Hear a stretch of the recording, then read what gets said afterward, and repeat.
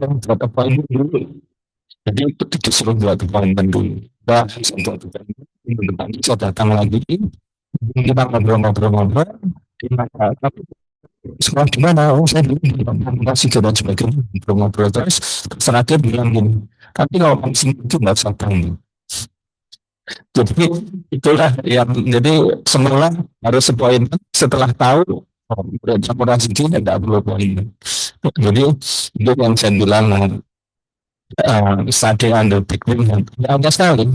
Suatu waktu saya penelitian juga di USDO ada orang yang juga kenal Murasiki dengan undangnya saya diterima untuk ikut kerja di lab.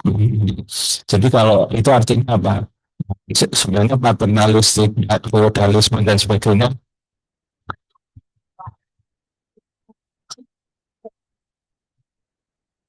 Ya, oke, tidak masalah.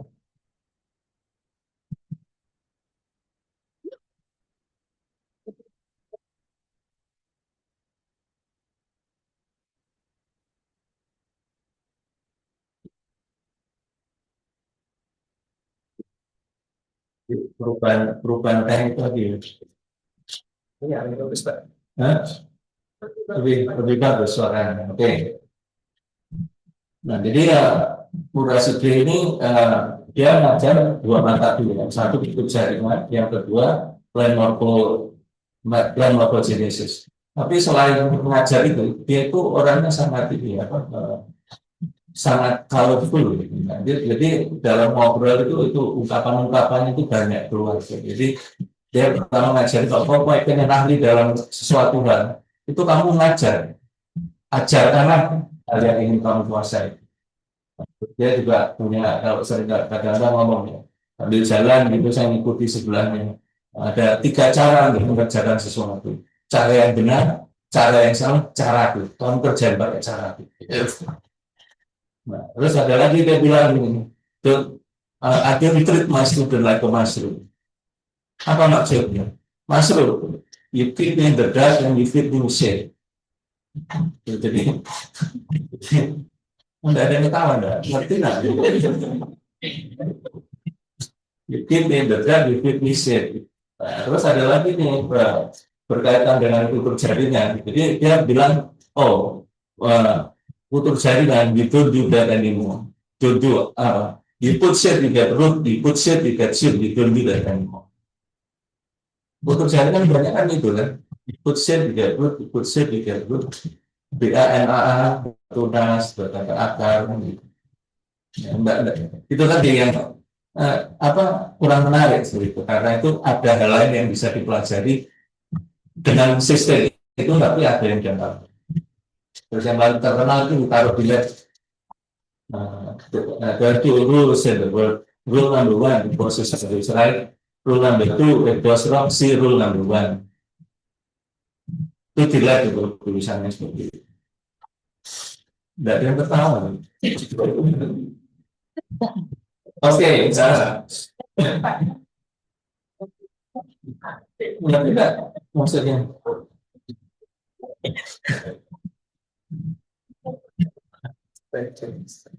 Oke, ya kita mulai. Saya ingin mulai dengan menyampaikan ini apa tabel ini. Tabel ini sudah 15 tahun umurnya, tapi mudah-mudahan tidak banyak berubah. Ini tabel ini saya sarikan dari statistik dari FAO. Nah, yang menunjukkan angka nomor 1 sampai 10 itu ranking di dunia, produksi di dunia. Nah, jadi komoditi tanaman pertanian perkebunan kita itu yang ranking 1 di dunia sangat banyak. Nah, coconut, palm oil, vanilla, bahkan kapuk yang di sebelah situ itu kita juga nomor 1 di dunia. Nah, kemudian yang nomor 2 ada singkong, ada coklat dan lain-lain. Kemudian padi jelas nomor 3, umbi-umbian. Kemudian apokat itu nomor 4 di dunia produksinya. Nah, kemudian ada cashew nut, ada arecanut. Itu kan arecanut itu palem ya, itu yang untuk apa orang Taiwan yang sangat suka makan itu apa menjaga dari pikun. Kemudian ada juga pisang nomor 6 di dunia. Kita nomor 6 di dunia itu ya mungkin itu kan tidak terlalu serius ya namanya hanya diharapkan dan sebagainya. Karena kalau serius memang masalahnya juga tidak mudah. Nah, artinya apa bahwa ya banyak banyak komoditi pertanian kita itu sebenarnya produksinya sangat tinggi di dunia. Pertanyaannya sebenarnya adalah bahwa itu harusnya bisa menjadi andalan ekonomi. Tapi kan tidak atau kurang. Kenapa? Ya untuk bisa lebih harusnya risetnya harus lebih banyak.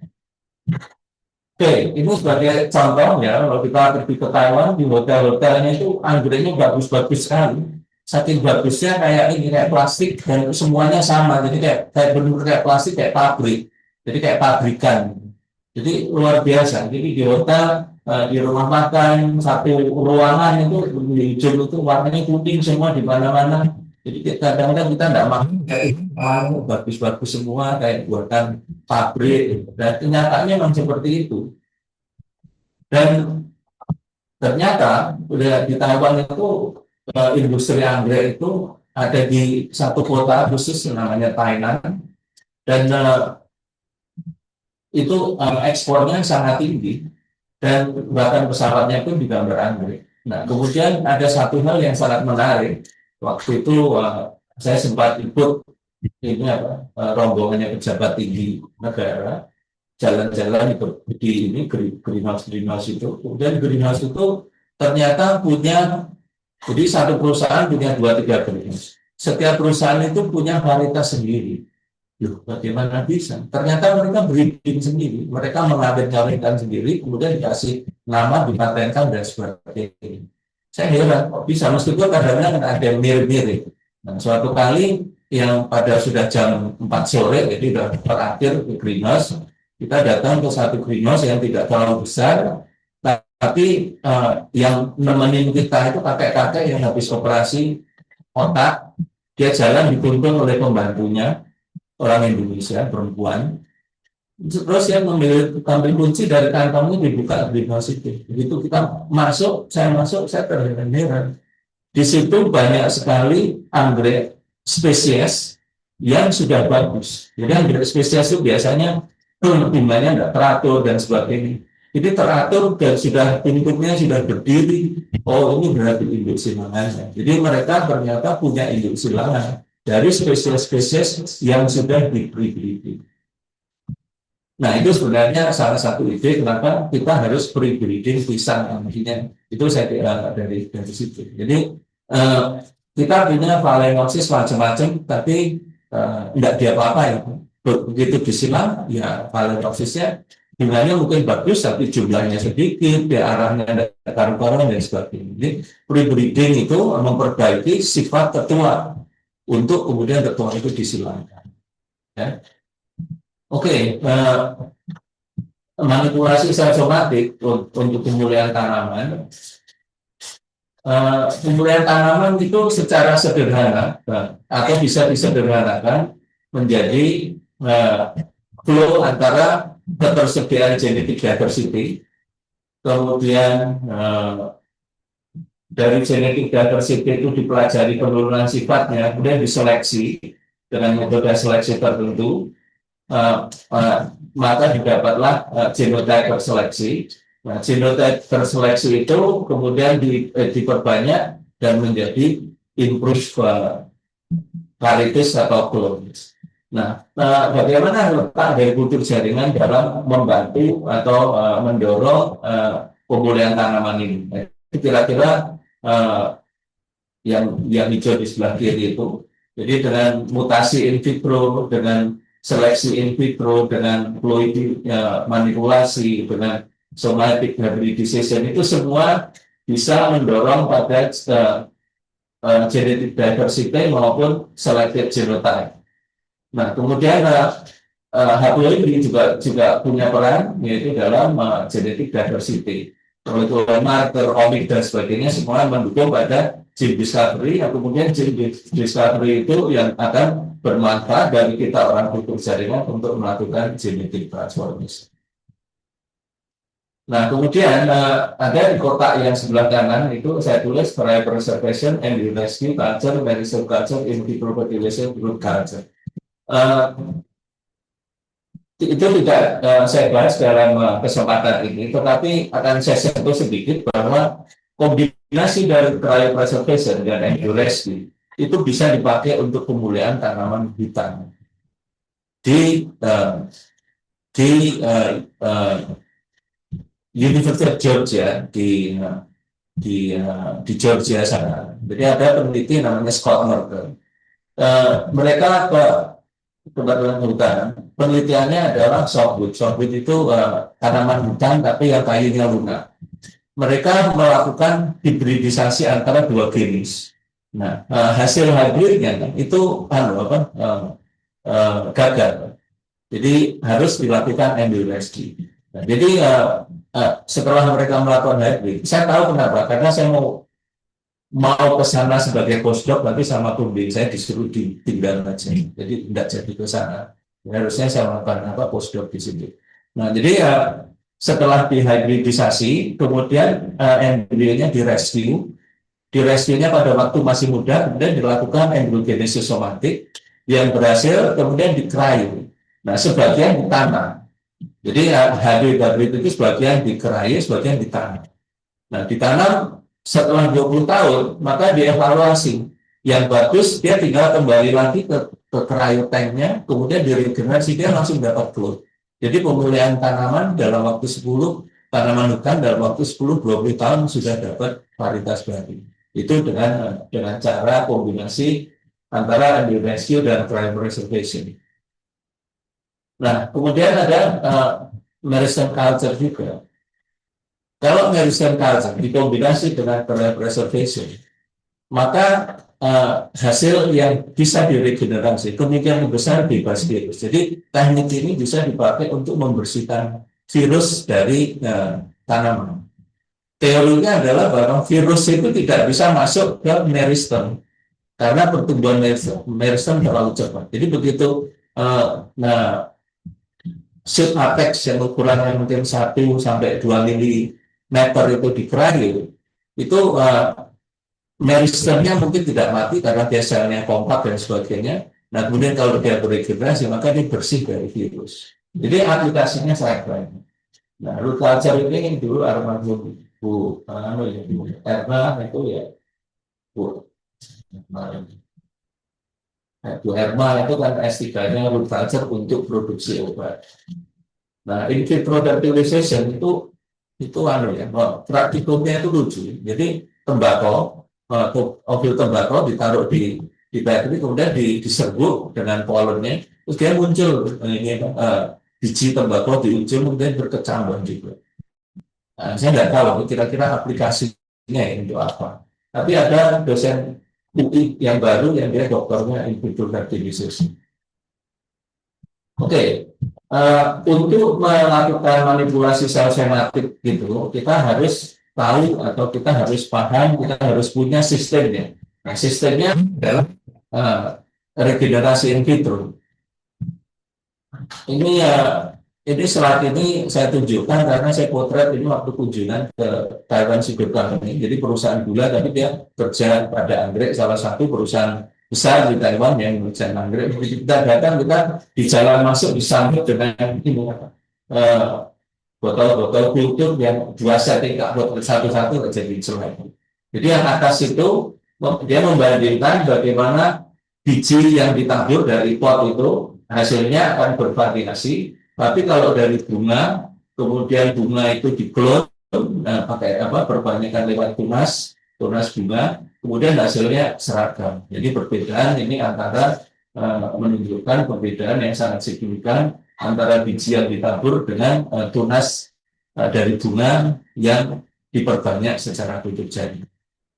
Nah, ini untuk kita mungkin tidak terlalu perlu, tapi kalau kita bertemu dengan orang penganggrek itu kan selalu ngomong cloning, pokoknya setiap butuh jaringan masih bagus kan, itu tentu tergantung apa yang dibutuhkan gitu.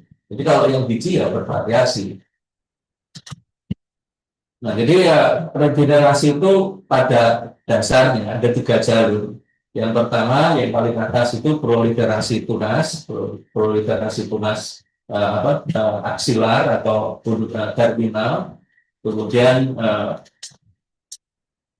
ya, dari tanaman induk biasanya dipangkas sehingga muncul tunas-tunas baru. Tunas baru inilah yang dijadikan inokuleum, kemudian dia berproliferasi menjadi banyak, kemudian diaklimatisasi, dibibitkan dan ditanam lagi. Ya.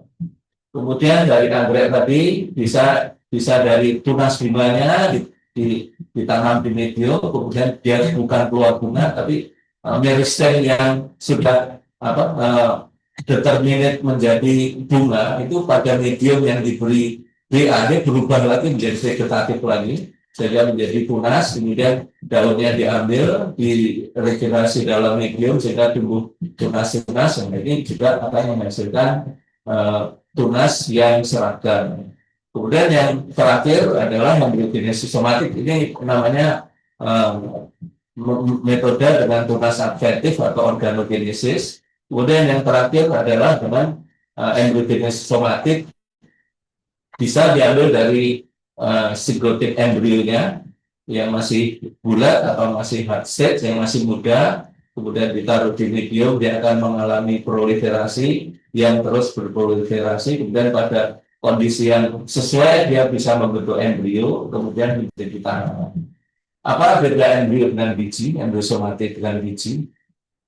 Kalau biji kan selalu ada kulit bijinya, tapi kalau embryosomatik dia tidak ada. Jadi dia langsung dari sel menjadi biji, menjadi embrio, menjadi biji. Jadi tanpa kulit. Prinsip dasar supaya tidak hanya slideshow, jadi ini ada infonya sedikit lah ya. Jadi ilmu dasarnya untuk regenerasi itu prinsip dasarnya adalah Stuck Miller 1957, yaitu bahwa kombinasi atau perimbangan dari auksin dan sitokinin itulah yang meregulat atau mengontrol perubahan dari talus itu menjadi tunas atau menjadi akar. Jadi saya kira semua orang tutur jaringan tahu dan harus tahu tentang ini. Di mana kalau cytokininnya tinggi, maka dia cenderung membentuk tunas. Kalau auksinnya tinggi, dia membentuk talus atau membentuk akar. Ini seolah-olah kalau kita lihat konteks sekarang ya pasti karena kita lihat. Tapi pada tahun ini tidak begitu. Kenapa? Teori waktu itu organogenesis itu atau pembentukan organ itu kan dipengaruhi oleh senyawa kimia yang namanya kalin. Jadi teori tentang kalin. Kalau dia bentuk akar maka harus ada kaulokalin. Kalau dia bentuk akar harus ada risokalin dan sebagainya. Tapi kalin itu tidak pernah diisolasi, tidak pernah ditemukan. Nah, yang ditemukan oleh Stuck genetik yang berpengaruh pada ini pembentukan tunas atau akar dan auksin. Nah, jadi ini milestone, bukan yang di kultur jaringan, tapi tentang teori morfogenesis. Oke. Kita coba untuk eksplant daun untuk tanaman getah hitam. Hasilnya sama antara BA dan MA. Jadi dari gambar ini kelihatan sekali kalau hanya tanpa BA daun itu mati. Nggak peduli apakah MA-nya berapa. Tapi dengan sedikit BA penambahan MA juga berpengaruh pada morfogenesis meskipun berbeda-beda. Jadi di sini kelihatan sekali pengaruh atau interaksi perimbangan counteracting saling mempengaruhi antara sitokinin dan auksin. Saya kira ini ini dikerjakan oleh Yani di ilustrasi yang bagus untuk teori perimbangan sitokinin dan auksin yang menentukan morfogenesis. Kemudian sekarang kita masuk ke embryogenesis somatik. Jadi itu organogenesis itu ceritanya seperti itu. Tentu saja banyak faktor lain yang berpengaruh, tapi kalau kita diskusikan itu kan satu semester ya. Jadi embryogenesis biasanya embryogenesis itu bisa dibagi tahapannya menjadi induksi biaembryogeniknya, kemudian proliferasinya, kemudian pembentukan embrio dan perpecahan embrio. Nah, pada slide ini ini menunjukkan induksi uh, dari pihak embryogenik yang menggunakan embryozigotik muda pada tanaman apokai. Nah ini apa intinya take-home-nya kesimpulan saja. Jadi untuk induksi itu diperlukan lebih baik di medium B5 daripada medium NS. Kenapa? Di NS medium itu konsentrasi amoniumnya sangat tinggi. Rupanya untuk induksi embryogenesis ini lebih dibutuhkan medium yang nitratnya yang lebih tinggi. Nah kemudian satu hal lagi yang penting dipahami kalau kita memelihara biak kita dalam suspensi. Jadi kalau kita perhatikan volume, pertambahan volumenya, itu bisa sampai maksimumnya mencapai 21 hari. Tetapi kalau kita hitung bobotnya, dia hanya 18 hari maksimumnya. Tapi kalau kita ini perhatikan berat keringnya, maksimumnya di 15 hari. Artinya apa? Kita tidak bisa menggunakan volume sebagai patokan, karena kalau kita subkultur pada 21 hari, apa yang terjadi? 21 hari, berat keringnya turun. Apa artinya? Kan kulturnya sudah mulai mati. Gitu. Jadi itu implikasi untuk praktisnya. Karena itu kalau misalnya mengukur berat kering itu kan tidak mudah kalau di suspensi.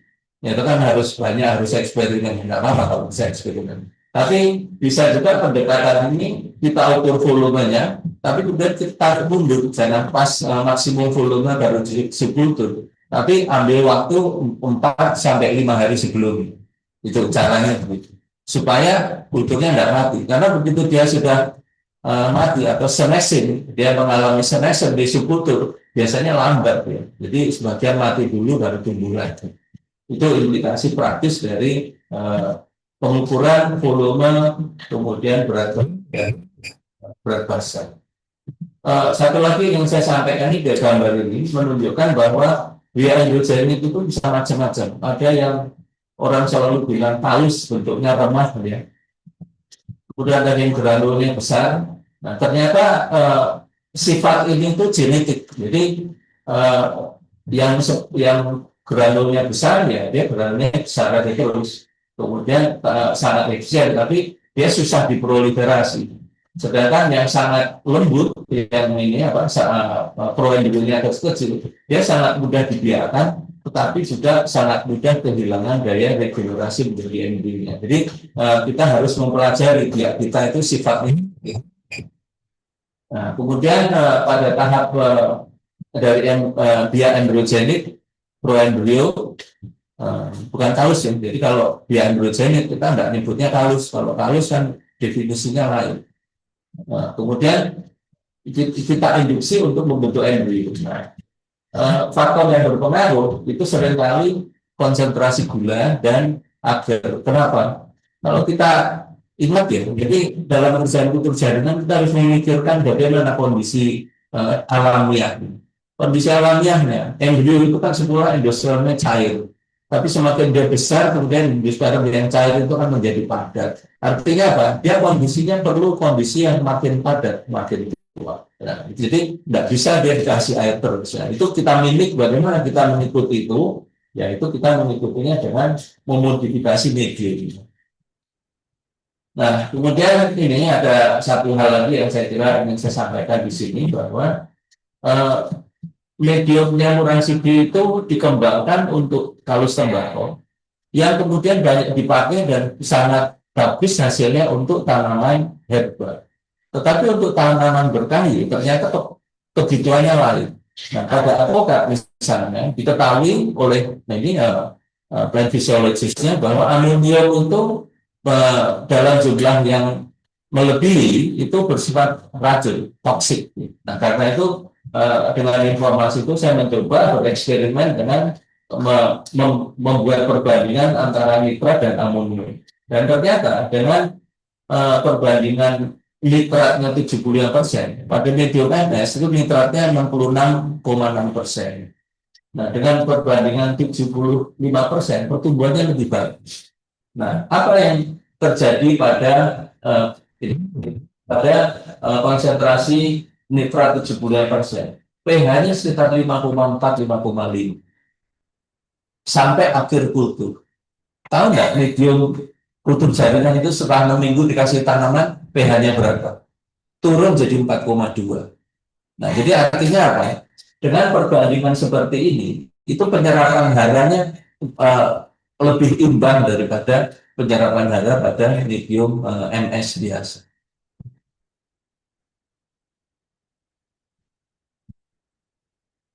Nah, setelah banyak penelitian itu, maka eh, maka banyak diundang orang untuk menulis chapter buku. Jadi saya ingin menyampaikan di sini sebenarnya bahwa kalau kita di BRIN ini ya diminta langsung review dan sebagainya, itu kan susah. Apalagi mahasiswa kemarin ada mahasiswa di UI, dia mata kuliahnya proposal, kemudian hasil proposalnya itu tinjauan pustakanya disuruh terbit di Q1. Susah ya. Nah, untuk diundang menulis review itu harus publikasinya harus banyak dulu. Dan yang diundang bukan mahasiswanya, profesornya. Nah, kemudian ini hasil dari S3 dari anggota lab Bu Priyadayani mempelajari endogenesis somatik pada tanaman pisang. Jadi kelihatan sekali ya. Ini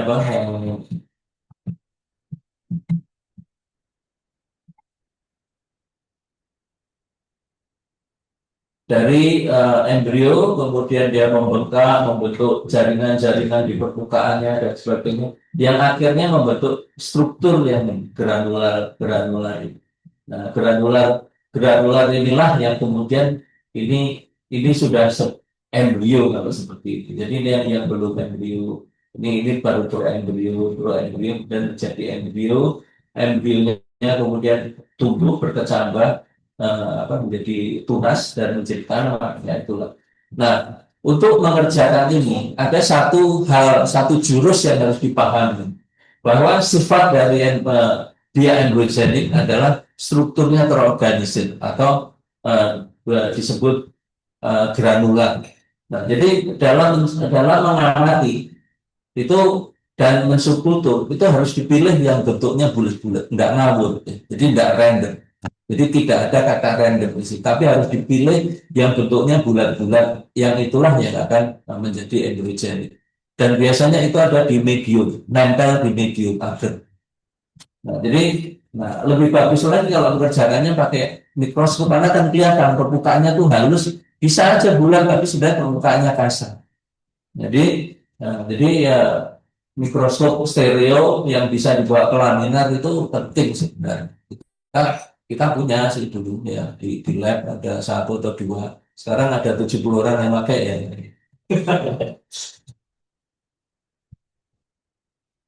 Nah, kemudian di biak pisang ini juga bisa diperoleh suspensi.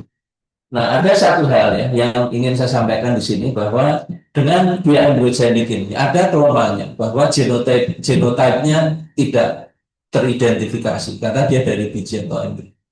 Tetapi eh, cara mendapatkan biaknya itu jauh sangat efisien, lebih efisien dari cara-cara yang diterbitkan orang dari Belgia dari mana-mana yang efisiensinya sangat rendah. Jadi cara ini sebenarnya lebih mudah kalau untuk breeding, tapi kalau untuk ini perbanyakan saya kira enggak bagus ya. Nah, jadi dari suspensi kemudian bisa diregenerasi menjadi tanaman. Nah, selanjutnya, nah, antara perbedaan varietas, nah ini varietas Malasensis, Microcarpa, Sumatrana, Gretiformis itu semua beda varietas, morfologinya berbeda-beda juga. Jadi ada yang efisien, ada yang tidak efisien. Jadi dalam penelitian pupuk jaringan itu tahap awal mencoba berbagai genotype itu penting. Karena kalau kita pas kena dengan genotype yang jelek, mau muter bolak-balik, jungkir balik, nungging sana, nungging sini, nggak akan dapat apa-apa. Jadi itu sangat penting untuk mencoba berbagai genotype. Nah, juga biak ini juga sudah diiris dari histologi, jadi kita tahu bahwa bagaimana proliferasi dari biak itu, yaitu membentuk proembrio inisial, bisa di permukaan, bisa di dalam, dan sebagainya. Kemudian proembrio inisial itu bisa membentuk embrio somatik, dan embrio somatik itu juga bisa mengganda atau berproliferasi membentuk ini secondary somatic embryo. Jadi ya ini semua sudah dibuktikan dan ini sudah diterbitkan. Nah yang terakhir uh, ini pertanyaan yang sangat penting. Kenapa sistem regenerasi dengan embryogenesis somatik ini penting untuk manipulasi sel somatik? Nah, jawabannya ini bahwa ini embrio inisial, ini proembrio inisial, ini proembrio inisial, tidak terlalu jelas gambarnya. Tetapi yang ingin saya sampaikan di sini adalah bahwa embrio berasal dari proembrio. Proembrio itu berasal dari single cell. Jadi dari satu sel dia membelahnya unequal division ke atas ke bawah, kemudian antiklinal, periklinal, sehingga dia membentuk struktur seperti proembrio. Nah, karena single cell origin inilah kalau kita melakukan manipulasi sel somatik, kita mutasi, kemudian transformasi genetik dan sebagainya, maka dia tidak akan menghasilkan kimera, tetapi mutannya itu benar-benar mutan solid. Ya, jadi perbedaannya kalau kita menggunakan biak androgenik, kita tidak perlu dapat kimera. Tahu tidak kimera apa? Kimera itu loh apa? Centaur, kuda badannya manusia, kimera. Jadi ada kuda lari-lari gitu. Jadi individu yang terdiri dari lebih dari satu genom. Ya. Oke, jadi saya kasih bintang 3 itu karena penting ya. Nah, kita sudah mengerjakan embryogenesis somatik itu pada avokat, pada pisang liar, dan sanopolin belum berhasil, kan? Belum regenerasi. Kemudian pada pisang, buah karbit, kemudian gaharu juga mengalami satu lagi yang saya lupa, jenis bawang merah yang dikerjakan Bu Triandaya. Nah, ini sebenarnya kita bisa uh, banyak melakukan itu manipulasi sel somatik. Oke, topik yang kedua, mutasi in vitro. Mutagennya yang biasa kita lakukan gamma, pakai isoran gamma, gamma ray. Kalau kita dulu kan sebelum ada brain, kan kita ke Batan aja udah bisa. Sekarang nggak tahu, setelah terintegrasi alatnya dipindah-pindah. Biasanya kalau alat sensitif dipindah kan lebih istirahat dulu berapa lama, nggak tahu saya. Nah, kemudian kalau alatnya belum siap, ya pakai aja kimia, senyawa kimia, EMS biasanya. Nah, kemudian jaringannya yang di danger target bisa diambujenik atau tunas. Jadi tinggal dibuat ke mesin radiasi, diradiasi berbagai dosis. Jadi dulu menentukan dosis optimum. Kalau tunas biasanya nanti optimumnya atau LD50-nya atau LD75 sekitar 25 gray, tapi kalau biji bisa ratusan. Kemudian tunas disebut berulang untuk memisahkan kimera sekitar 4 sampai 5 subkultur untuk mencapai 200 tunas dari satu merisem. Kalau ada yang tahu kenapa harus 5 subkultur, tak jelaskan. Tapi sekarang tidak tak jelaskan ini. Dari biji juga, nah, satu hal yang menarik bahwa pada tunas itu harus disubkultur untuk memisahkan kimera. Tetapi dari biji bisa didapat mutan yang solid tanpa kimera. Saya masih ini bertanya-tanya bagaimana ini bisa terjadi. Tapi kenyataannya seperti itu. Nah, ini beberapa contoh hasil mutannya yang ya kita bermain-main kalau hanya pengamatan mutannya di dalam botol dan sebagainya terbit selesai nggak dapat ini nggak dapat pengetahuan seperti ini. Jadi ini dari kontrolnya mutannya bisa bentuknya menjadi lonjong, ada ukurannya lebih besar dan sebagainya. Jadi kalau sampai hutan ditanam dan sebagainya, maka kita bisa dapat variasi yang kita ingin capai. Kemudian ini hasil dari waktu proyek dari IAEA dibina. Itu tadi dari RRC, ini dari Pakistan, bahwa dengan radiasi ini bisa menjadi tanpa biji. Ini tanpa biji. ya, bentuknya jadi berbeda karena bijinya tidak ada. Nah, kemudian apa yang terjadi? Ternyata efeknya itu pada pollennya, yang diradiasi pollennya tidak viable, tapi dia menyerbu. Nah, jadi unviable pollen menyerbu itu menimbulkan menipu sehingga seolah-olah ada pollennya, partenokarpinya muncul ya, jadi seolah-olah karena tertipu auksinnya tumbuh diproduksi sehingga kartel terbentuk. Jadi itu teknik itu ada namanya, itu namanya Bulbosum teknik. Jadi Bulbosum teknik itu tahun berapa ya, mungkin 1940-an ditemukan pada gandum, tanaman Triticum bulbosum atau apa, eh, yang dibuahi dengan pollen dari tanaman lain yang inkompatibel tapi dia membentuk biji. Jadi itu namanya Bulbosum teknik.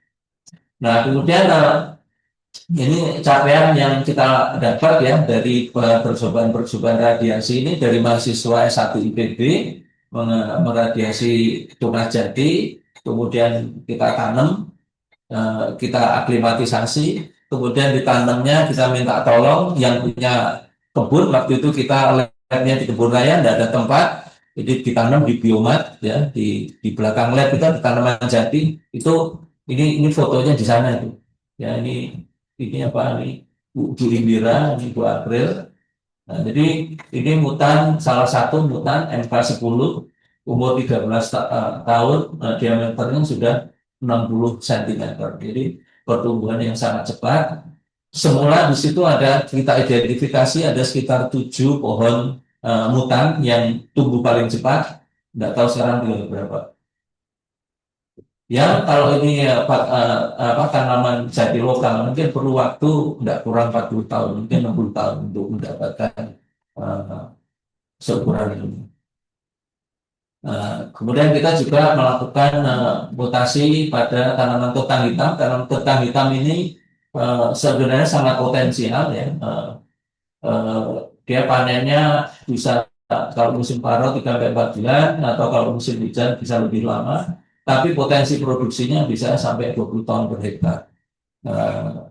Saya pernah ngobrol sama teman dari PPWA, itu bagus itu daripada talus itu, kan hampir setahun juga produksinya cuma 6 ton. Jadi perlu basah nanti katanya. Jadi kemungkinan, tapi ini apa, tidak terlalu berkembang juga. Kenapa? Karena ukurannya kadang-kadang kecil juga. Jadi bagaimana pemeliharaan supaya umbinya besar. Nah, kita pernah nyoba sekali pada waktu itu hujannya, musim hujannya banyak, kita taruh musa bisa membentuk umbi yang ukurannya besar. Tapi nyoba lagi karena kita irigasi drip, jadi nyoba lagi kecil-kecil umbinya di pinggir-pinggir gitu ya, kecil-kecil. Jadi kita belum ahli dalam hal ini, jadi ya orang tutur jaringan suruh nanam-nanam agak susah juga ya. Jadi saya kira kerjasama dengan orang asli harusnya dari dulu. Nah, kemudian dari penelitian mutasi kita dapatkan dua aksesi yang dia berbunga lebih cepat. Nah, tapi kita belum belum benar-benar berhasil mengevaluasi apakah kalau berbunga lebih cepat itu produksi umbinya tidak berkurang. Nah, kalau tidak maka kita akan punya paritas ginjal. Nah, radiasi ini juga kita coba pada dia androgenik. Nah, dengan tujuan apa? Kalau dia diradiasi pada level biak, pada level sel, kemudian dia beregenerasi, maka kita akan mendapat keragaman yang sangat tinggi. Idenya seperti itu. Nah, kita protokolnya sudah dapat semuanya, tapi kemudian waktu itu kemampuan kita untuk meregenerasi tanaman masih belum selesai. Jadi kita ada tanaman, tapi saya ingin menunjukkan pada panah merah ini.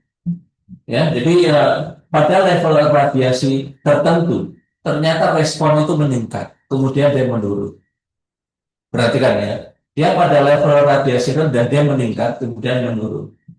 Nah, apa yang akan terjadi kalau kita regresi?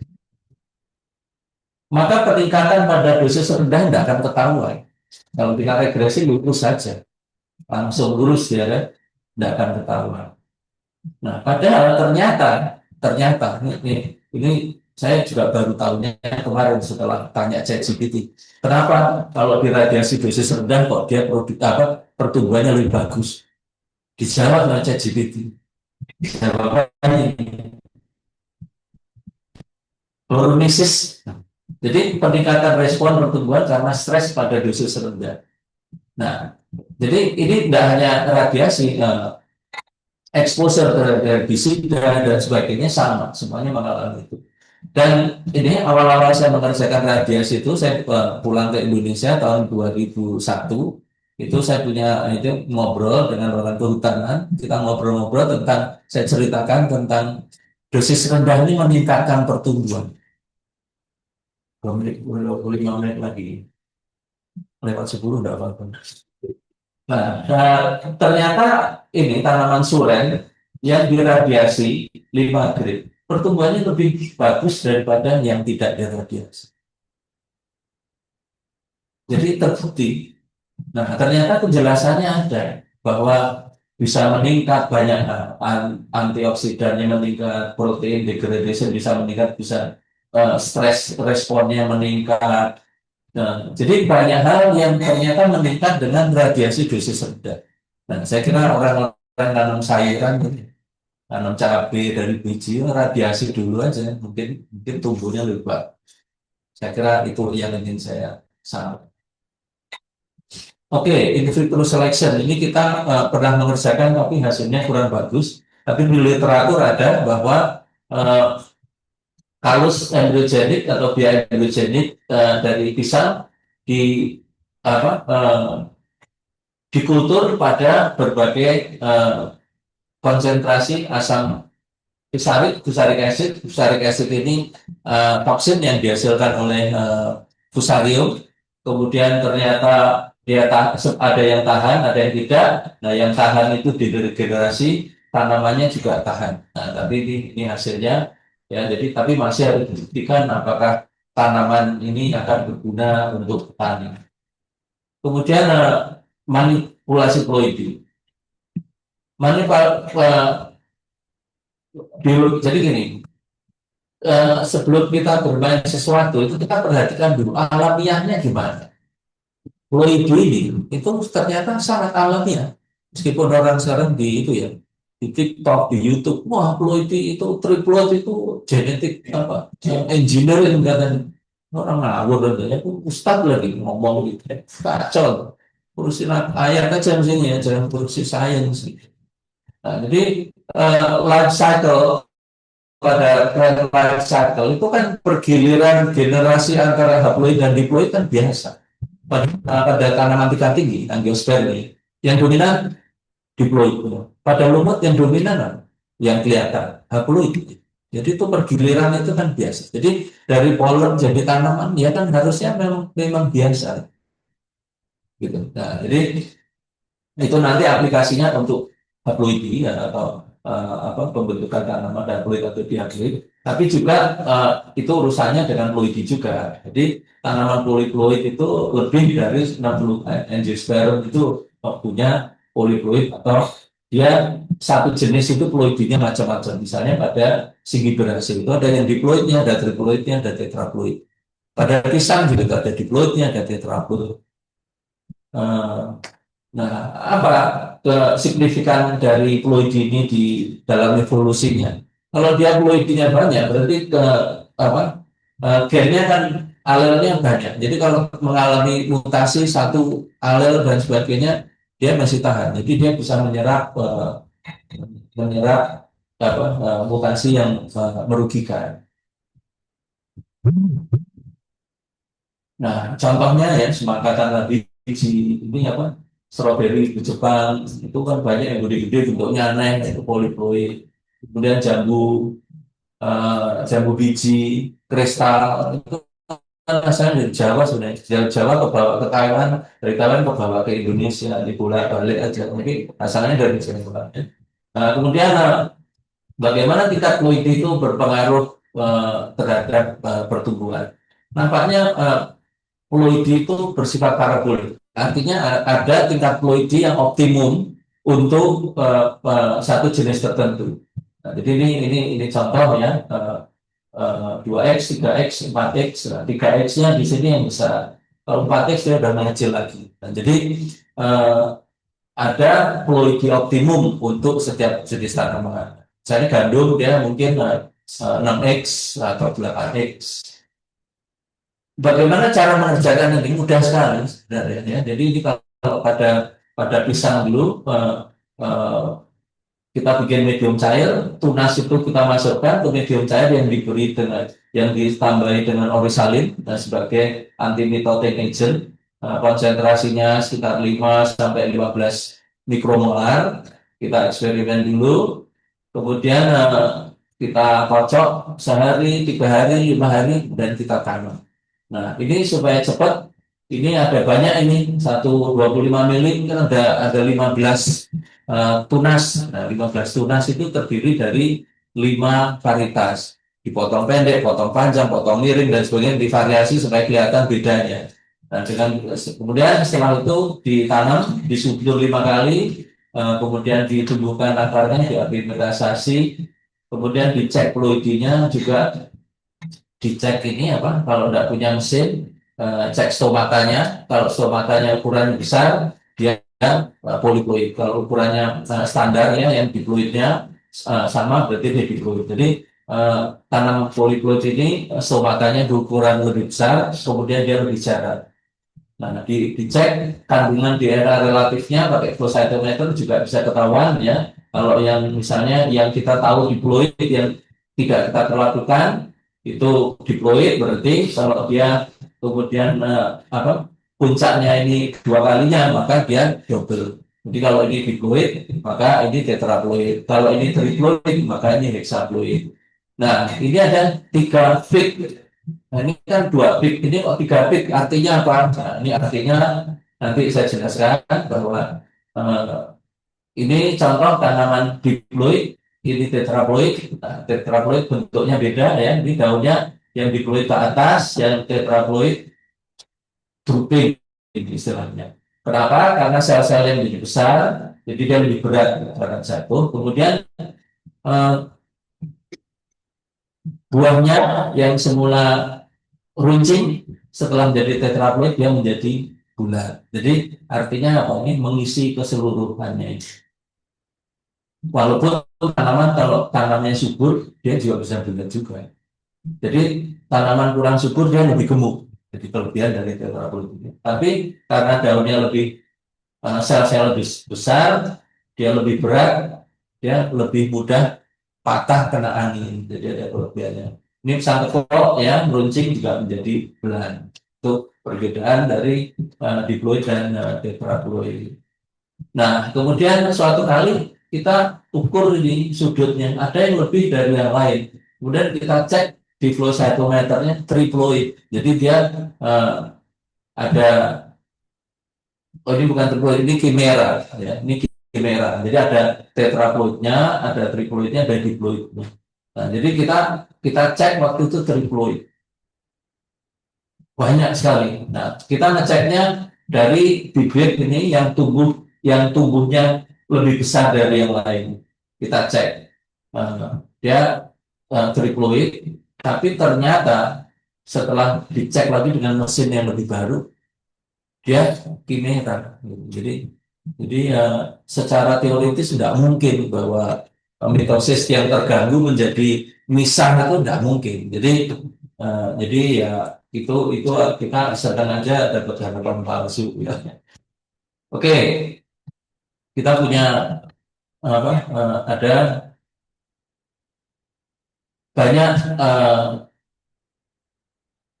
yang tercatat mungkin hanya 10, tapi sebenarnya lebih dari 20 ya yang kita induksi di tetraploid. Dan sebagian juga dari tetraploid itu kita silangkan dengan diploid menjadi triploid yang sudah di PVT-kan, kemudian tiba-tiba muncul gedung di kebun pisang kita ya. Jadi ini apa? Ini gedung Kehati Gede itu yang berdiri di atas kebun pisang kita. Nah, ini prosesnya ya, pisang itu, kebun pisang ada bulldozer gitu. Jadi bikin orang nangis. Nah, kemudian kita juga mengerjakan poliploid ini pada tanaman jati, bibit jati. Ini kelihatan ya, yang tetraploid akarnya lebih gede, yang diploid kecil-kecil. Kita buktikan secara sitologi juga, kemudian juga dengan flow cytometer dan juga dengan ukuran stomata. Dan saya menunjukkan untuk pendapatan itu kerjanya nggak mudah, coba. Jadi dari 4 itu 2, 3, 4, 5, 6 aksesi kita ini induksi ya dengan orisalin berbagai konsentrasi, kemudian kita struktur ya, kemudian kita dapat sekitar 1059 tanaman. Dari 1059 tanaman kita amati yang daunnya kelihatan tebal yang mana, itu sekitar 200 tanaman karena kita tahu bahwa poliploid tanamannya lebih tebal.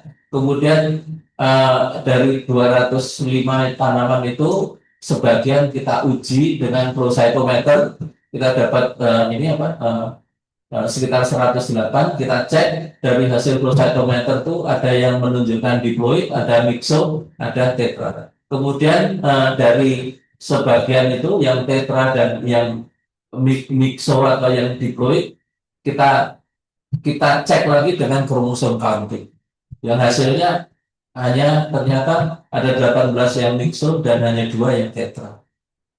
Jadi perjalanan untuk mendapatkan tanaman tetraploid ini untuk tanaman berkayu seperti jati tidak mudah. Untuk mempelajari ini kromosom counting juga tidak mudah karena ada paper, ada referensi paper tahun 50 tapi tidak dicari, itunya tidak ada. Jadi hanya referensi. Jadi ini mengerjakan ini kerjasama antara orang taksonomi yang biasa mengerjakan psikologi tanaman paku-pakuan dan mahasiswa maba berhasil juga. Oke, pada tanaman kangkung daunnya segede telapak tangan. Kangkung nih. Jadi biasanya kangkung kan sejari lebar daunnya. Ini setelapak tangan. Pada terol, ini dipindah dulu ya. Pada teror kandungan proteinnya kandungannya lebih tinggi dari yang normal sekitar 10-20%. Jadi proteinnya bisa meningkat, lemaknya bisa meningkat.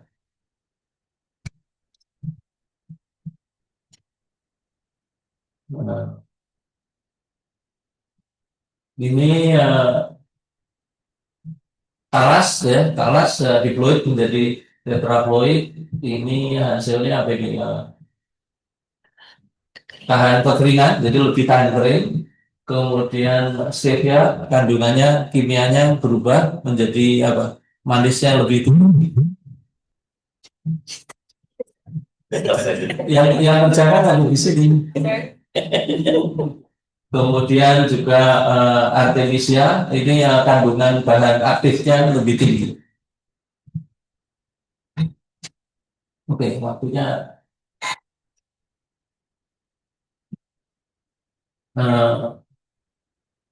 ini yang ingin saya sampaikan. Jadi Kepala Badan Litbang tahun 2008-2010, Dr. Gatot Widianto, suatu kali itu ngobrol-ngobrol di balik biogen sana, dia ngomong, itu bikin dong durian tanpa biji dan sebagainya.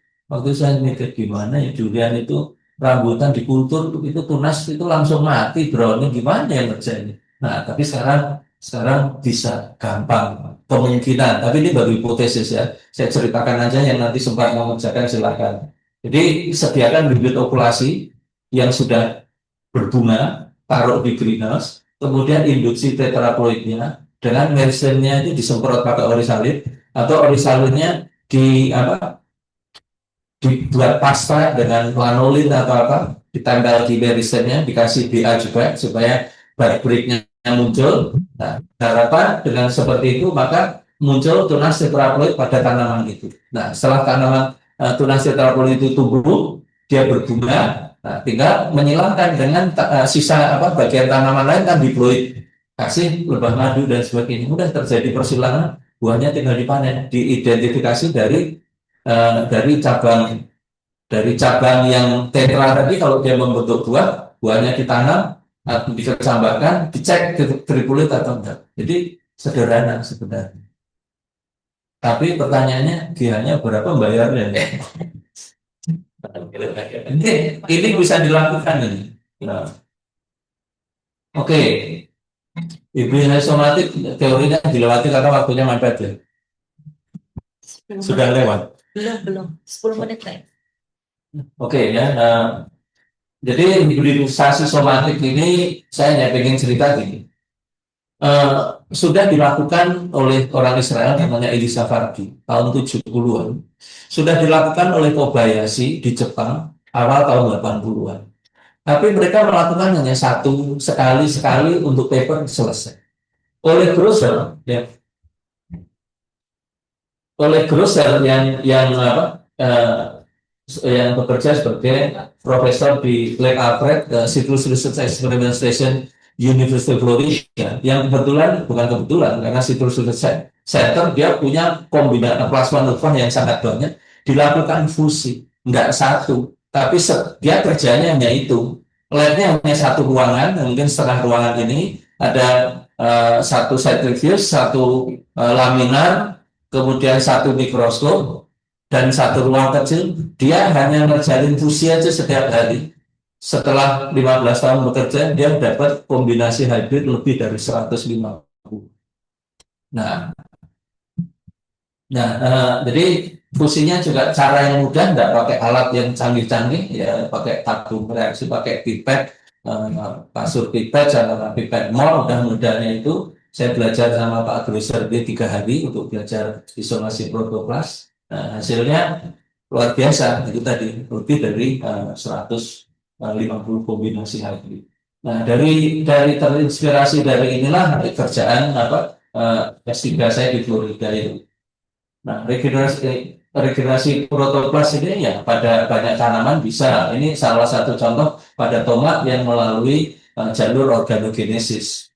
Tapi untuk yang apokat dia melalui jalur embryogenesis. Jadi dari protoplas membelah pertama, gitu membelah pertama juga. Terus dia bentuknya terorganisasi selalu bulat menjadi embrio. Jadi bulat itulah embryogenesis. Jadi ini dipengaruhi oleh density maupun osmotikum dari medium. Pada avokat dia tidak membutuhkan penambahan hormon, tetapi lebih banyak osmolarity, density yang berpengaruh. Ya. Nah, kemudian kita ingin melakukan fusi pada avokat itu alasannya karena avokat itu kena penyakit busuk akar, Phytophthora. Jadi kalau dia kena akarnya hitam gini, busuk, dan tanamannya mati ya, tanaman mati, buahnya jadi keriput.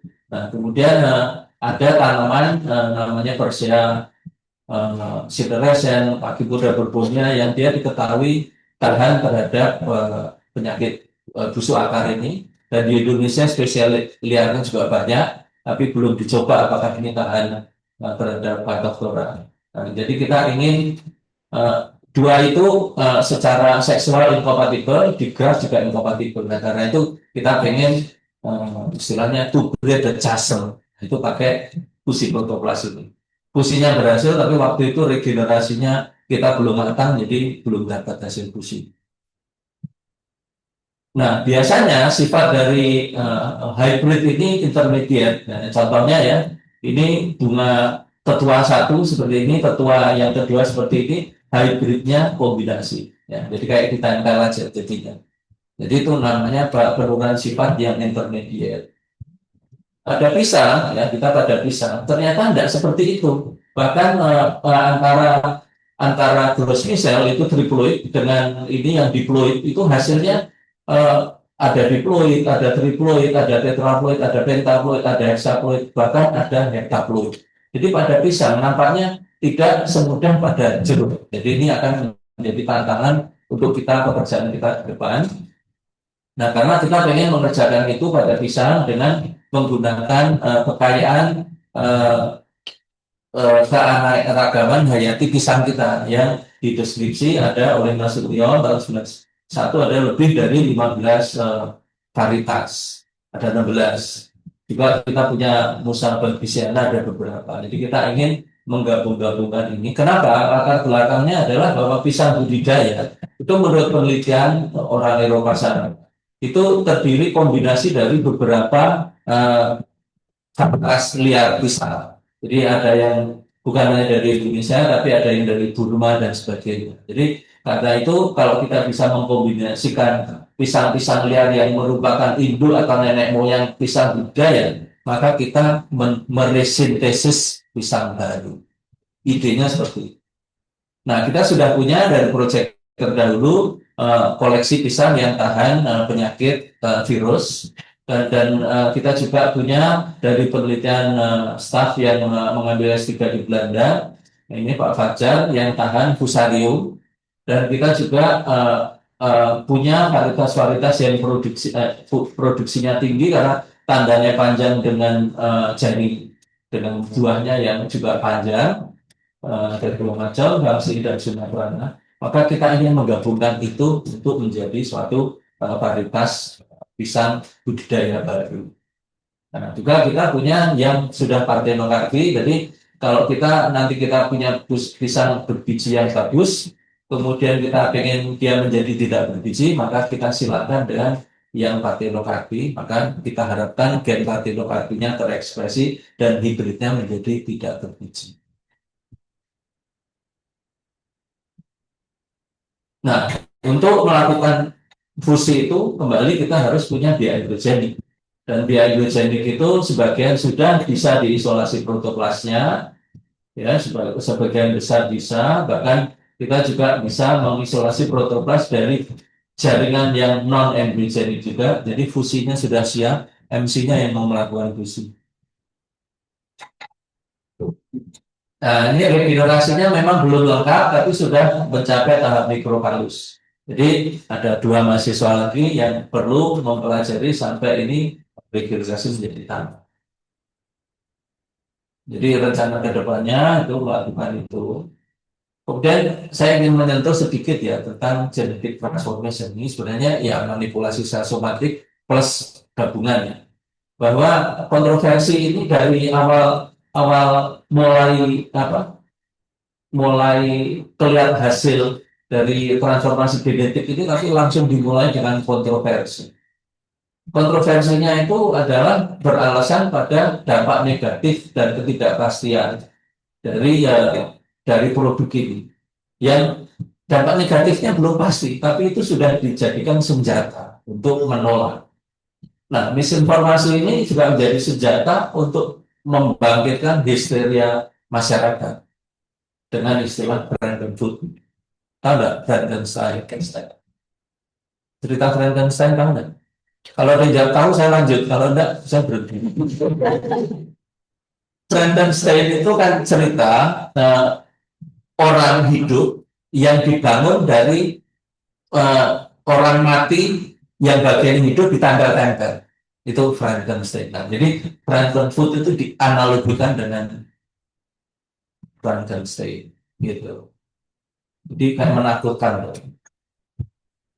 Nah, itu peneliti dan peneliti ilmuwan dan industri tentu saja sebagai proponen. Ini ceritanya sebenarnya antara Monsanto yang greedy, antara LSM Eropa yang takut dan sebagainya. Ceritanya panjang, tapi muncul solusinya adalah Cartagena Protokol yang intinya adalah bahwa tanaman transgenik sebelum dirilis dia harus melalui fasilitas uji terbatas dan lahan uji terbatas dan hasilnya dia harus aman lingkungan, aman pangan dan aman pakan dan uji-ujinya. Jadi itu. Nah, karena ruwetnya ini ilmuwan yang lain menemukan suatu metode yang disebut genetic editing sebagai solusi. Mau tanya genetik tanya apa? Ya. Oke, nah ini transformasi genetik pada apokat sebenarnya tidak masalah. Karena apa? Kalau pada apokat tidak dimakan, dia hanya dipakai sebagai batang bawang misalnya. Jadi keamanan pangan tidak masalah. Keamanan pakan tidak dipakai pakan, jadi harusnya tidak pakai uji. Keamanan lingkungan, ya dia kan anti jamur. Jamurnya, jadi harusnya kalau yang secara logika dia tidak perlu, harusnya tidak harus melalui uji-uji itu. Jadi ini ya yang saya katakan tadi bahwa Kenapa perlu androgenik? Karena dia mutannya solid, ini benar-benar biru semua. Kalau tidak pakai ini, dia bisa kimera. Kalau kimera ini biru dan putih nyampur, jadi dia hanya separuh transgenik. Oke, ini jadi detail topik lain saja. Oke, eh, mass production atau micropropagation berapa menit lagi?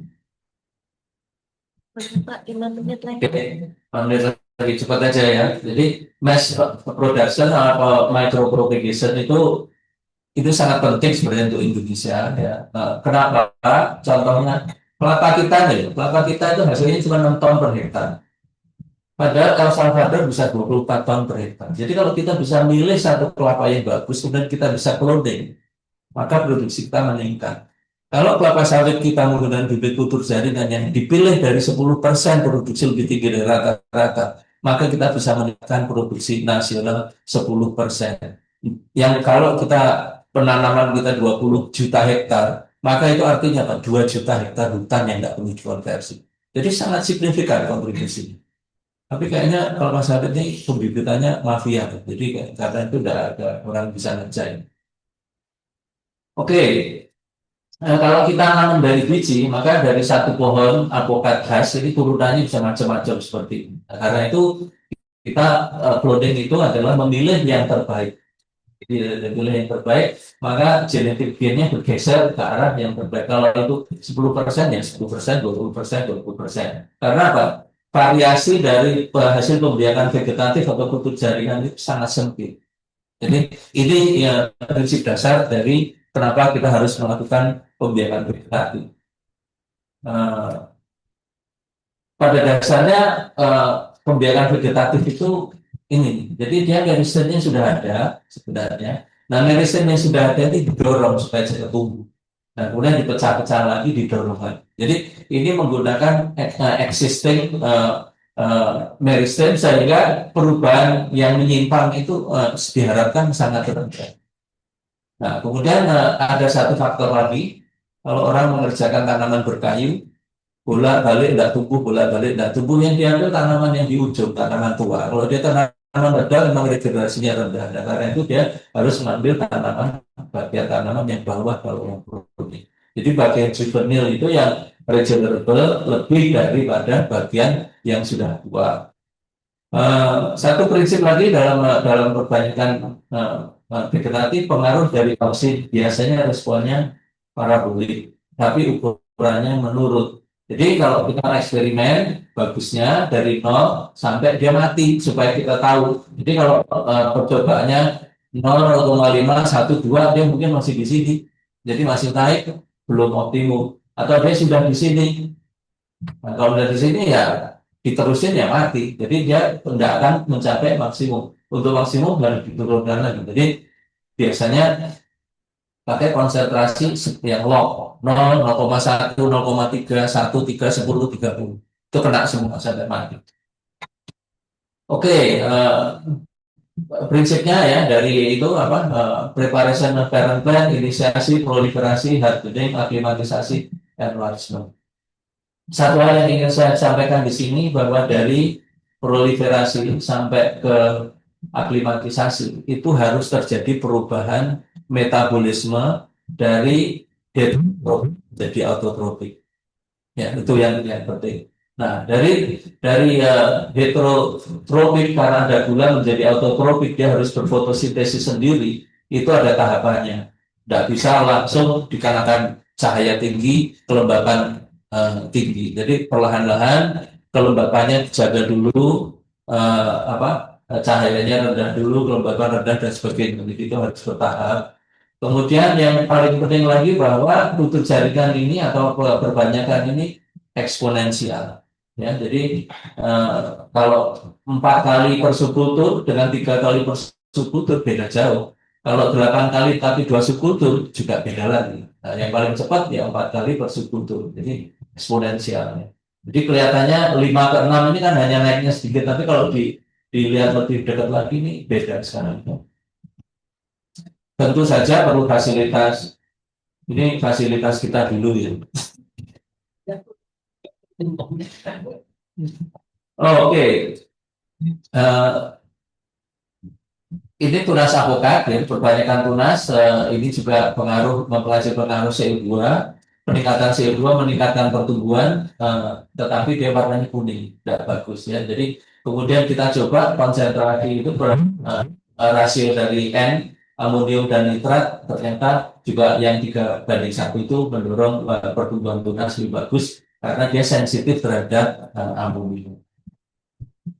Oke, ini ya cepat aja ini apa? Thales bisa diperbanyak dengan cara itu, aglonema bisa diperbanyak, kita memperbanyak bukan ini aglonema di Taiwan ini masih jelek, aglonema kita kan bagus. Ini di museum Changkaesek ini kayak gini jeleknya. Kita punya bagus-bagus ya. Nah kemudian ini apa ini anturium, kita ada juga ini dari biji ada yang bagus kita pakai juga menghias. Ini di botani itu di lobi yang besar itu kita hias dulu karena kita tidak punya tanaman untuk menghias-hias.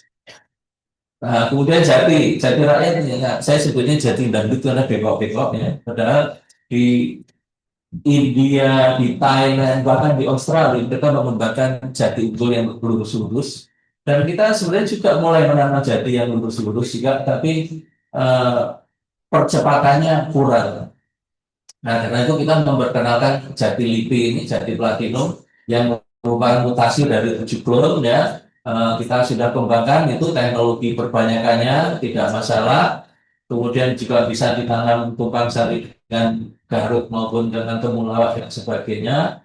Dan 7 tahun sudah mencapai diameter 36 cm yang tadi itu lebih dari 14 tahun diameter lebih dari 60 cm sudah dianalisis sifat mekaniknya dan ternyata dia jati platinum 5 tahun ini setara dengan jati lokal sekitar 20 tahun terbukti. Nah kemudian jadi ini berevolusi dari platinum yang dari mahasiswa kemudian kita kembangkan menjadi double platinum lagi dan Pak Presiden juga pernah pegang-pegang tapi tidak pesan harusnya di semua itu pesan 5 juta gitu ya. Oke, nah ini slide yang bikin Andri ya, ini dan jadi kita udah tersebar sampai mana-mana. Di Kalimantan sini juga ada itu waktu waktu apa pemberian bibit ke untuk GPR itu, jadi banyak di Kalimantan juga. Kesimpulannya, jadi dari tanaman kita yang banyak tadi, protokol embryogenesis somatik itu ya sangat potensial ya ini untuk riset ya. Tapi yang paling penting di bisa somatik itu bisa untuk tanaman hias, misalnya aglonema, begonia, anggrek bisa kita kombinasi. Tanaman kehutanan, akasia, misalnya kombinasi dua spesies dalam genom tetraploid, misalnya Mangium, auriculiformis, dan Brassica bisa digabung. Kemudian dari tanaman anggrek bisa tanaman pangan, jeruk, alpukat, manggis, jenis baru dari spesies-spesies mangostana juga bisa dilakukan. Tanaman sayuran, terong yang keragaman genetiknya sangat tinggi, saya kira juga bisa digabung-gabung. Tanaman obat, rempah, aneka bawang dan sebagainya. Sehingga banyak sekali potensinya dan untuk dikembangkan untuk bisnis kalau kita bisa menghasilkan bibit kelapa, kurma, kelapa sawit dalam jumlah banyak, saya kira pasarnya sangat besar. Juga untuk tanaman hias, aglonema, begonia, limpasia dan sebagainya, saya kira potensinya sangat tinggi. Take home message-nya adalah bahwa kita perlu memanfaatkan teknologi sesuai kebutuhan. Micropropagation ya tetap bisa dipakai dalam banyak hal. Tidak perlu mengikuti banding science. Misalnya contohnya semua orang dulu kerja rapid tapi tidak apa hasilnya. Semua orang kerja transgenik sampai sekarang mana hasilnya? Tidak jelas. Nah begitu juga dengan genetik. Ada tidak di masa depan? Apakah cuma untuk hura-hura aja kita ngerjain tapi kemudian perizinannya dan sebagainya tidak dapat karena ini semua paten milik orang luar. Jadi saya kira itu secara nasional kita perlu memikirkan apa yang bisa kita lakukan dan ini. Jadi perlu kuat, berhilir dan berkolaborasi dan kondisi yang mendukung. Kalau Yohanes Surya ngomong mestaku, kalau kita serius katanya semesta mendukung. Oke, terima kasih banyak ucapan terima kasih pada banyak ini apa sebagainya. Tapi yang jelas ini sekarang kita dapat dana dari Gates Foundation. Jadi untuk lima apa kita tenang untuk pendanaan. Terima kasih. Assalamualaikum warahmatullahi wabarakatuh. Terima kasih Pak Masih Wija. Pak Wija. Mungkin kita Kita sudah tidak mungkin sudah sabar tidak ya sabar ya para peserta ini untuk bertanya. bertanya. Mungkin dari yang Mungkin dari hadir yang hadir offline dulu mungkin ya, offline dulu karena mungkin sudah ya, bersusah karena sudah payah bersusah payah hadir di sini. ada waktu sampai jam ruangan ini gitu. Silakan, ada yang mau bertanya, teman-teman, Bapak Ibu, Pak Andri, silakan Pak. Itu tadi ya. langsung bertanya. Pembicara saya ingin bertanya soal smart hybridization. Kan ketika kita melakukan perlakuan dan menggunakan fusi, saya tanya, itu kan kita teknisnya itu kan ada banyak sel diploid lalu kita fusikan. Tadi di slide 8 juga disebutkan bahwa hasilnya itu bisa 4x, 8x dan seterusnya. Itu bagaimana ya Pak cara mengontrol sehingga kita mendapatkan yang kita inginkan. Misalnya kita pengen yang 4x aja, tapi kan tidak menutup kemungkinan bahwa yang nanti yang 8x sampai 16x pun terjadi kan Pak ya, waktu kita melakukan perlakuan fusi. Itu kalau tekniknya cara kontrol itu gimana Pak ya, misalnya kita ingin banyakin yang 4x aja gitu sehingga kita nanti dapat yang 4x. Udah. Baik. Oke. Saya kira cara ngontrolnya nggak bisa presisi, ya, tapi bisa dengan ini perbandingan antara induk embryogenik dan non embryogenik. Jadi perbandingan apakah misalnya dalam 1 mililiter fusi itu mau diisi berapa? Misalnya, apakah 1 juta protoplas yang embryogenik dan 1 juta protoplas yang non embryogenik, atau hanya 500.000 atau dengan 500.000, atau 500.000 dengan 2 juta yang non embryogenik. Jadi saya kira bisa bermainnya hanya di situ. Tapi hasilnya lagi tetap kita tidak bisa memastikan. Yang paling banyak mana. Tapi sebenarnya itu kan tidak terlalu penting. Karena apa? Ini kan cloning kan. Ini kan clone antara semua protoplas antara induk 1 dan induk kedua itu kan sama. Induk 1 seragam, induk 2 seragam, misalnya sama. Begitu kita dapat 1 yang fusi, yang tetraploid, udah selesai, cukup. 1 itu kan bisa diperbanyak. Nah, jadi kita menghadapi probability yang sangat rendah, tapi begitu dapat, ya sudah selesai, tujuan tercapai. Berarti pada saat kita seleksi itu memang kita perhatikan cek dengan jadi itu tadi. Jadi model yang dilakukan Grosser itu menggunakan prinsip hybrid vigor antara non embryogenik dan embryogenik. Yang tumbuh biasanya yang hasil fusinya dia tumbuh duluan. Jadi dia tidak nunggu begitu muncul tunas ambil. Itu yang dia pilih, yang belakangan dibuang. Nah, dengan prinsip hybrid vigor maka dia dapat yang hybrid itu yang tumbuh duluan, atau yang tumbuh duluan itu yang hybrid. Ternyata pengalamannya seperti itu. Nah, pada zaman dulu orang berteori, oke, misalnya gitu, atau pakai metabolic inactivation. 1 diradiasi, 1 diapain, atau 1 pakai senyawa kimia apa, 1 senyawa apa, yang kalau dia sendiri tidak akan tumbuh, kalau dia bergabung baru tumbuh. Nah, dengan cara begitu, maka protoplas itu kan tidak tumbuh. Yang tumbuh hanya yang hasil fusi, yang hidup. Nah, yang hidup itu jumlahnya terlalu sedikit untuk dia tumbuh.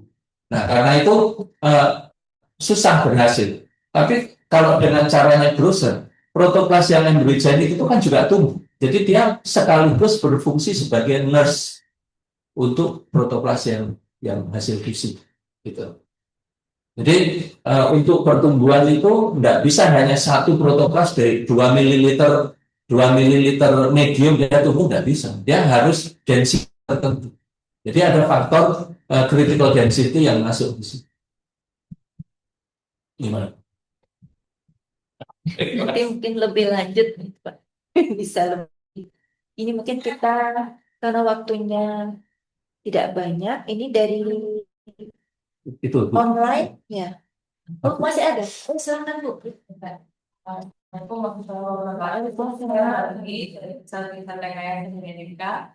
Mohon maaf sebelumnya saya ini sekali pengetahuannya tentang jaringan hubungan. Jadi dulu saya sebelum cerita saya hanya mengerjakan saya untuk adopsi menanam adopsi seperti saja pada media foto memang itu dilakukan. Tapi maksudnya itu sampai ke Indonesia itu saya tidak punya pengalaman. Nah, pertanyaan saya saat ini kan saya sedang membangun riset saya. Saya tuh ada pertanyaan tentang ini Pak, tentang regulasi mengenai GMO di Indonesia. Karena saya baca-baca itu kan misalnya di gene editing itu kan tidak semua negara itu membolehkan meskipun itu gene editing. Nantinya itu perizinannya tuh ketika tanaman itu sudah jadi transgenik itu apakah bisa dilepas? Itu kan belum semua negara membolehkan. Saya juga belum membaca aturan yang jelas di Indonesia. Nah kan harapan saya, Pak, penelitian saya itu tentang pengembangan tanaman di penangkalan logam berat. Jadi saya itu dari terus terang saya untuk jalan ke arah tanaman pangan. Karena saya tahu itu masalah pimpinan itu kan. Jadi kan ditanyakan apakah transgenik itu ada produknya yang akhirnya bisa bermanfaat gitu kan. Jadi kan saya itu ingin menciptakan tanaman yang bisa mengakumulasi logam berat untuk proses remediasi pada tanah ataupun mungkin untuk remediasi yang lain. Gitu kan. Nah, itu pasti saya tidak akan saya akan membutuhkan dulu jaringan untuk saya rencananya itu kan editing terus kemudian non transgenetik gitu. Intinya seperti itu. Cuman menurut Bapak sebenarnya proses regulasi itu di Indonesia regulasi tentang prospek ke depannya untuk gene editing terus tanaman transgenesis ataupun musim gene editing tapi dengan agrobakterium itu. Bagaimana prosesnya di Indonesia ini? Oke, langsung jawab ya. Jadi di Indonesia memang ada badan ya. Jadi apa namanya tim keamanan hayati KKH atau apa. Jadi ada saya kenal orangnya Pak Pras sebagai ketua tim keamanan hayati nasional. Itu dulu Pak Bambang Prasetya. Kemudian dari biotek itu ada beberapa yang dulu menjadi anggota tim teknis KKH-nya yang mensupervisi kalau dilakukan pengujian LUT dan sebagainya. Jadi regulasi di Indonesia sudah ada itu jelas tentang transgenik itu. Nah, berkaitan dengan perkembangan baru gene editing itu masuk transgenik yang dia subject to kata gena protokol atau tidak, saya belum tahu. Mungkin Pak Andri bisa menambah. Kalau dari peraturan terbaru ini yang yang maksud genome editing itu sudah dimasukkan ke non transgenik. Jadi cuman saya nggak tahu sampai kapan udah diundangkan secara legal resmi atau belum. Tapi penyusunannya Pak Satya itu banyak terlibat. Jadi kalau misalnya baca juga dikasih Pak terkait case by case ada itu. Ya setahu saya sudah dirancang dan sudah dimasukkan ke non transgenik kemudian hasil editing. Cuman masalahnya mungkin yang hasil genome editing itu kan terkait paten luar negeri, karena kan sistem CRISPR-Cas9 itu kan yang pegang itu yang patennya itu yang penemunya itu yang perempuan itu dari dipegangnya sama beliau. Jadi untuk misalnya untuk bisa lepas ke internasional mungkin agak ada proses lagi ya karena kan terkait patennya mereka. Tapi kalau untuk rilis di nasional mungkin kayaknya yang masalah ya patennya tahu juga sih. Kalau tidak dipatenkan di sini kan kalau kalau di sini tidak ada patennya kita bisa paten. Kalau misalnya itu saya buat itu kan saya bisa saya pikirkan tuh ada kata misalnya dengan transgenik biasa tanpa disuper gitu. Nah tapi itu kan bukan tanaman pangan gitu Pak. apa bisa gitu di Bisa aja, kan bisa melalui proses yang itu, aman pangan, aman pakan dan sebagainya, lulus lepas tidak masalah. Iya, jadi tidak perlu dikhawatirkan itu. saya pikir kalau terakhir itu udah gitu karena khawatir. Ada, Kita sudah diterima, pledging. diterima. Baik, terima kasih. Baik, terima kasih. Mungkin kita beralih ke Zoom atau ada yang bertanya? Enggak ada. Baik, ke online ada 2 pertanyaan, Pak. Yang pertama dari Pak Nurfianto. Eh, ada 2 pertanyaan. Yang pertama, apa tantangan dalam perbanyakan tanaman hasil manipulasi sel somatik secara in vitro dan in vivo? Terus kemudian yang kedua, apakah teknologi indus double haploid termasuk manipulasi sel somatik atau dapat dikombinasikan dengan teknik manipulasi sel somatik tanaman? Begitu pertanyaan. Silakan Pak Bijak. Oke, terima kasih Pak Novianto. Jadi apa tantangan perbanyakan tanaman hasil? Jadi tantangannya itu genotype dependent nih. Kadang-kadang dia mudah diperbanyak, kadang-kadang susah. Tapi biasanya kalau dia sudah bisa melalui perbanyakan atau dia belum tentu ya. Jadi antara embryogenesis somatik kemudian embrionya itu tumbuh menjadi tanaman itu juga memang harus di-establish dulu sistemnya gitu. Jadi supaya tidak ada tantangan ya sistem perbanyakannya harus diselesaikan dulu. Nah, memulainya mungkin dari kecambah, ya, dari biji dikecambahkan, kalau dia bisa berproliferasi, kemudian bisa diapit menjadi tanaman, itu sudah selesai, baru dicoba embryogenesis somatiknya. Kalau itu sudah bisa, baru melakukan manipulasi sel somatik. Jadi tahapannya ada. Nah, kalau itu dilakukan dengan sistematik, maka harapannya tidak akan ada tantangan lagi. Tuh. Kemudian apakah double haploid termasuk, hanya itu kalau termasuk atau tidak ya definisi aja, saya kira. Tapi kita, saya ada satu mahasiswa yang ingin mengerjakan fusi mikrospora, protoplas mikrospora. Jadi sebenarnya apa? Jadi fusi protoplas mikrospora itu kan sebenarnya sama dengan persilangan biasa.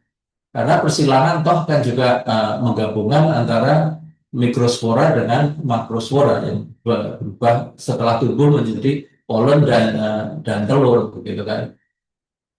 Tetapi pada persilangan biasa itu kan kita hanya bisanya 1 dan 1. Hanya satu induk dengan satu induk lainnya. Tapi kan tidak bisa menggabungkan 3 genotip dalam waktu yang sama. Nah, kita harapkan dengan fusi protoplas mikrospora itu bisa gabungan langsung 3 atau 4. Jadi kita ingin mendapatkan kombinasi dari lebih dari 2 genotype. Nah, apakah itu masuk definisi manipulasi sel somatik? Sebenarnya dia bukan sel somatik, tapi ya tujuannya untuk improvement juga. Sel somatik itu kan sel tubuh. Kalau yang mikrospora itu kan gamet. Jadi itu bukan sel somatik, tapi tujuannya ya untuk plan improvement juga. Saya kira jawabannya gitu Pak. Baik, untuk pertanyaan berikutnya dari Muhammad Sultan. Izin bertanya, kami dari perusahaan kelapa sawit dan sudah memproduksi ramet setiap tahunnya lebih dari 400.000. Namun masih terkendala di abnormalitasnya serta buah mentot. Kemudian minta saran untuk meminimalkan bibit abnormal yang berbuah mentot. Terima kasih. Gitu Pak. Pak Sultan, Muhammad Sultan. Oke, terima kasih Pak Sultan. Ini dari perusahaan apa ini Pak? Boleh tahu? Pak Sultan dari perusahaan apa?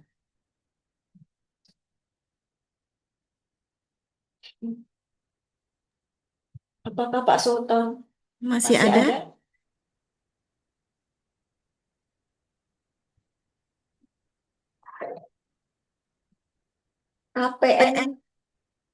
KPN Plantation, Pak.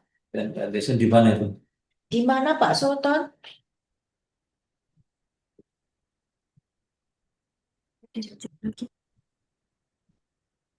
Oke, saya jawab ya, waktunya singkat begini. Eh, Mantling, mantling atau abnormalitas bunga sehingga tidak menghasilkan buah itu masalah dalam perbanyakan kelapa sawit secara kultur jaringan dengan embryogenesis pada awal-awal tahun 80 90 lah ya. Tapi setelah itu banyak protokol yang dikembangkan oleh SIRA dan sebagainya sudah tidak mengalami itu lagi, juga Malaysia dan sebagainya. Nah, mantling itu secara ini ya kan, secara biologi molekuler itu diketahui terjadi karena metilasi gen yang berkaitan dengan penggunaan. Nah, metilasi itu munculnya apa? Itu bukan munculnya, menempelnya NH3 pada basa dari gen itu, sehingga gen itu tidak bisa eh, ditranskrip dan tidak bisa ditranslate, jadi tidak bisa terekspresi. Nah, solusinya waktu itu adalah menggunakan konsentrasi auksin yang lebih rendah. Jadi 2,4-D-nya dikurangi konsentrasinya, atau mungkin pada tahap tertentu tidak pakai itu. Jadi ada cara-cara dengan teknik kultur jaringannya, dengan mengurangi konsentrasi auksin dan sebagainya sehingga tidak menimbulkan mutilasi. Saya tidak pernah mengerjakan sendiri, tapi itu yang banyak orang mengatakan seperti itu. Nah, saya kira untuk membuktikan itu mungkin kemungkinan saya kira Bapak perlu kerjasama dengan lembaga penelitian universitas yang bisa mendeteksi metilasi itu, sehingga Bapak bisa memperbaiki protokol perbanyakan embryogenesisnya dengan menghindari metilasi. Jadi misalnya pada saat induksi, kemudian proliferasi, kemudian pembentukan embrio, nah itu dicek gitu, metilasinya ada di mana. Misalnya metilasinya ada sudah di pembentukan embrio, tapi pada proliferasinya belum ada. Maka harus dipelajari kondisi seperti apa sehingga metilasi itu tidak muncul. Nah, juga dicek benar bahwa metilasi itu muncul pada gen apa. Saya kira sekarang banyak tempat yang bisa. Saya kira misalnya di BRIN, Pusat Riset Rekayasa Genetika pasti bisa melakukan itu. Banyak orang-orang ahli biologi molekuler saya yakin pasti bisa mendeteksi. Terima kasih. Terima kasih Pak Wicak atas jawabannya. Ini ada satu, semoga Pak Sultan sudah mendapat gambaran. Kemudian ada pertanyaan berikutnya dari Mbak Elo Rifki. Ada 2 pertanyaan. Yang pertama, Bentar ini. terima kasih kata Pak Sultan. Ini Mbak Elo, pertanyaannya yang pertama, setahu saya tingkat ploidi dapat ditentukan melalui metode flow cytometry. Namun dari hasil yang Bapak paparkan tadi ternyata tetap harus dikonfirmasi melalui kromosom counting. Sejauh mana flow cytometer ini bisa diyakini validitasnya? Kemudian yang kedua, kultur jaringan tumbuhan berkayu dikenal sulit. Mohon saran dan masukan untuk keberhasilan kultur jaringan pada tumbuhan berkayu. 2 itu Pak, silakan. Ya, kesimpulan. WFO dulu. Oke, tingkat ploidi dengan flow cytometer. Flow cytometer itu kan pendekatan. Jadi dia cara kerjanya kan daun itu dicacah, kemudian inti selnya keluar. Dari nukleus itu dilakukan dengan sinar tertentu yang bisa mendeteksi kandungan ploidinya. Nah, jadi kalau yang tetraploid maka kalau jumlahnya double maka dia dibilang 2 kalinya. Nah, standarnya kalau dia pakai diploid maka yang itu yang 2 kalinya disimpulkan sebagai tetraploid. Nah, jadi ini kan keluar ini. Nah, Ada Pak itu sama ada hijau-hijaunya. Oke, jadi itu relatif ya. Nah, kita tidak tahu apakah benar-benar bahwa nukleus yang turun di itu apa di tabirnya itu kemudian ditembak pakai sinar itu satu-satu dia jatuhnya sehingga bisa deteksi. Kalau dia kadang-kadang nempel dan sebagainya, jadi itu mungkin saja akan terjadi kesalahan baca. Jadi saya kira konfirmasi dengan cara lain itu juga perlu. Misalnya tadi apa dengan mengukur mempelajari atau mengukur stomatanya. Dan yang paling meyakinkan ya memang dengan kromosom counting, meskipun pada tanaman tertentu ya tidak mudah. Kemudian untuk jaringan tanaman kayu sulit betul memang karena kan tumbuhnya lambat. Jadi saya pernah 5 tahun mengerjakan tanaman kayu, ramin, ulin, eboni, tidak dapat apa-apa. Tanamannya dari biji dipotong, disterilkan, ditaruh di kultur, tumbuh daun, kemudian sebulan di subkultur daunnya rontok, kemudian sebulan kemudian kering. Jadi itu yang terjadi. Gitu. Pernah juga nyoba sorea, jadi di kebun raya itu waktu itu bulan Januari, biji sorea beribu-ribu, mungkin berjuta-juta, kita ambil sekitar 1.000, kita kulturkan berapa ratus, gitu. Pertama tumbuh bagus, daunnya banyak, kemudian kita subkultur, daunnya rontok, terus ketiga, keempat mati. Jadi memang susah. Jadi artinya apa? Kalau memang tanaman itu tidak responsif terhadap kultur jaringan, jangan dipaksa gitu. Jadi ya ditinggalkan aja karena nanti bisa dipecat dari BRIN kalau nggak bisa publikasi. Dikasih kegagalan nggak bisa. Dikasih kegagalan mungkin sekali 2 kali aja. Tapi kalau terus-terusan kayaknya ya dipecat dari BRIN nanti gitu. Betul. Jadi kultur jaringan berkayu memang sukar, tapi ya kalau mau coba tidak masalah. Jadi penelitian Sorea itu tahun 80-an awal, itu sudah ada orang Inggris yang terbitkan. Tapi setelah itu tidak ada lagi. Tidak pernah ada setelah. Jadi yang gagal nggak sendirian. Iya, karena banyak orang gagal. Semuanya diam-diam. Lalu ya.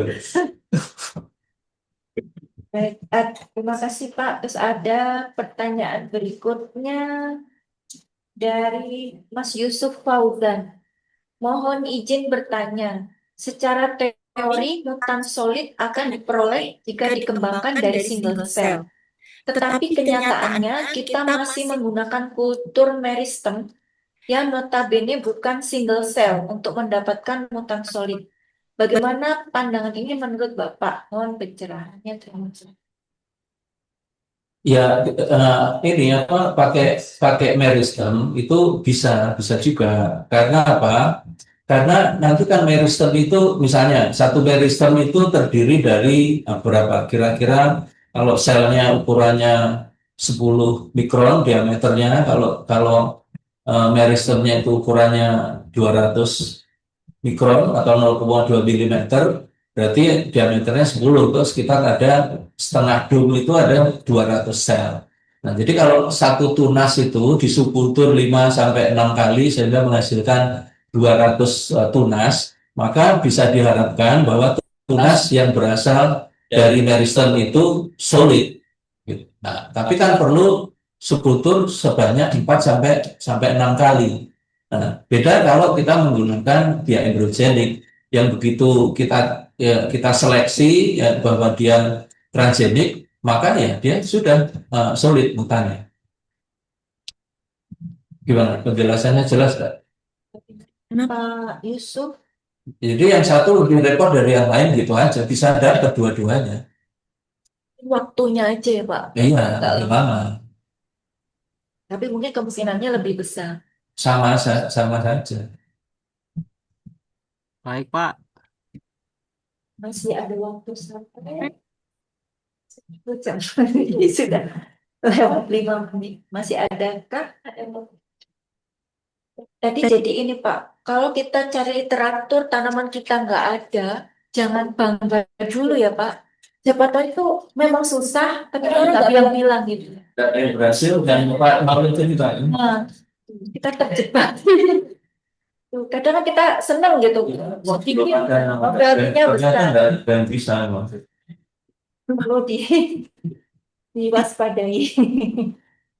Berarti mudah-mudahan sudah tidak ada pertanyaan lagi baik teman-teman offline maupun online karena waktunya juga terbatas. Jadi